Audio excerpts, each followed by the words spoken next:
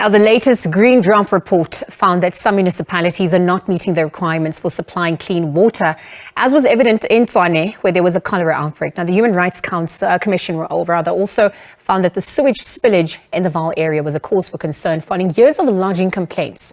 Recently, President Cyril Ramaphosa raised concerns about municipalities returning of funds meant for the development of infrastructure. So perhaps to have this conversation and touch on these points, we're going to be joined via Zoom by Gundo Maswime. He's a lecturer in the Department of Civil Engineering at the University of Cape Town. A very good afternoon to you. Gundo, thank you for joining us here on the SABC. Thank you, and good afternoon to your listeners as well. So ultimately, the question before us today is, why would municipalities return funds meant for development of infrastructure without completing the projects that they were indeed allocated for?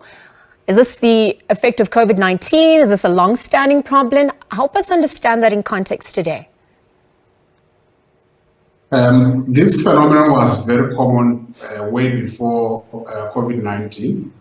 And I think it became even more defined from around 2003 going forward, because by that time, the Municipal Finance Management Act was fully implemented in almost all municipalities across the country.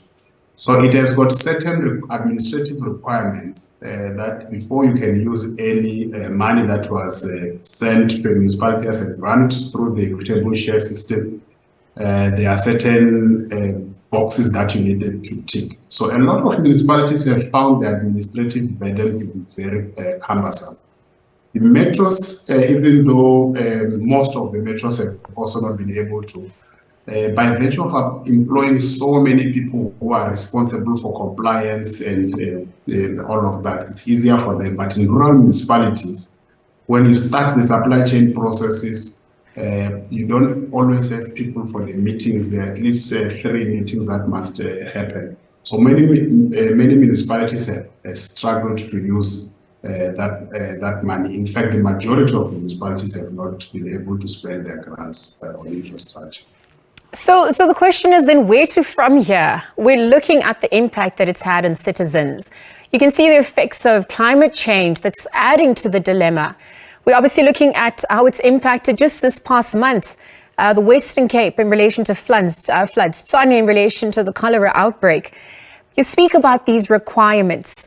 What needs to be done then to perhaps support municipalities or take accountability as we head into the next coming months? Yes, yeah, that's an important question, because the big tragedy is when money is not used, it goes back to the national fiscus. It's redistributed. The municipality can apply for a rollover, and that's also not always successful. But when you keep in mind that the money is allocated based on the needs that are there, the backlog that is there, the size of the population, so that the whole system becomes very unfair. At national level, they have got the Municipal Infrastructure Support Agent, MISA, which is part of COPTA. That is tasked with the responsibility of supporting municipalities, and one of the support is to enable them to use their grants effectively. I think in many instances, the MISA needs to go further to even establish its own consulting ability, so that they can help with the designs of some of these infrastructure units, because you are not allowed to start the process of design until you've met certain administrative requirements. So in many instances, you have a list of projects, you have not appointed a consultant. It can take you 4 to 8 months to do that, a contractor 4 to 8 months to do that. So everything seems to require being done in advance. So in instances where municipalities say, we want to start this project and this, but we do not have, we're not ready yet, then MISA should have its own design center where they can help them with the design. Even going further, they've muted on an idea of having a government contractor who can pick up if a contractor has left the site because they've gone bankrupt. Let these guys move in and do the work, because we have huge backlogs. but the majority of the municipalities are not able to spend even the money that's allocated to them. So Gundo, going forward, what is a viable political economy for cities, for South Africa rather, at this point, given the issues faced on a municipality level? How can cities begin to be more inclusive and competitive economically? Perhaps as we also address the issue of spatial planning or lack thereof in South Africa. Yeah, that question is answered best by looking at where has government put the money over the last 10, 20 years. There has been grants for secondary cities. There have been huge grants for metros, national partnership development grants. There's been, so the pattern that we are seeing that will exacerbate the lack of inclusivity in city planning is the fact that funding seems to go into the larger cities at the expense of the rural areas. If we can develop the rural areas also to have sizable cities and more viable economies, the migration patterns will be less and it will take off the pressure on the big cities.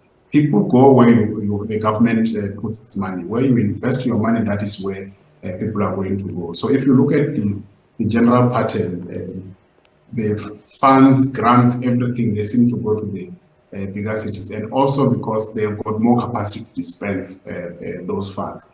We need to have a strategy where we send money to the more rural cities. Let's pay engineers more to work in rural areas because 21 municipalities in the Eastern Seaboard not have an engineer. And no one wants to go and work there, maybe for the salary that's there with the other challenges that are in place. So I think if we can incentivize staffing rural municipalities and sending our grants there, that will go a long way. Well, Gundo, thank you very much for your time with us here on the SABC and for weighing in as you're trying to spotlight on the development of infrastructure in municipalities. Gundo Maswime is a lecturer in the Department of Civil Engineering at the University of Cape Town. He's also a researcher with the Urban and Public Infrastructure Research Unit, helping us to understand where to from here, in fact, as municipalities also return a large portion of their budgets. But we're looking at the impact this has on city development and the needs of those who reside there.